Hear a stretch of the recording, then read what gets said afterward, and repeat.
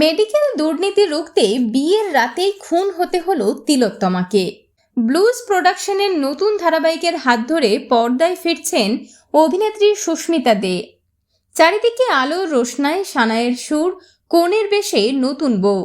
তবে হবু বউ নিজের কর্তব্য পালন করতে ছুটে গিয়েছে হাসপাতালে।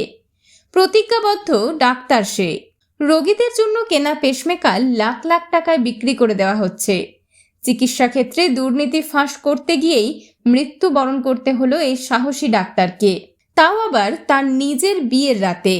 এমনই ধামাকাদার ধারাবাহিকের মাধ্যমে ফিরছেন অভিনেত্রী সুস্মিতা দে। এই ধারাবাহিকে অভিনেত্রী সুস্মিতার বিপরীতে রয়েছেন নবগতা অভিনেতা সৌম্যদীপ দত্ত। এই ধারাবাহিকে ডাবল রোলে নজর কাটতে চলেছেন অভিনেত্রী সুস্মিতা। খুব সম্ভবত যমজ বোনের চরিত্রে দেখা যাবে অভিনেত্রীকে। প্রোমোতে সুস্মিতাকে দেখা গেছে দুর্দান্ত অ্যাকশন করতে। এই ধারাবাহিকে নজর কাড়বেন ব্লুজের চেনা মুখেরা। সুস্মিতাকে এই নতুন রূপে দেখে আপনাদের কেমন লাগছে জানিয়ে ফেলুন কমেন্টের মাধ্যমে।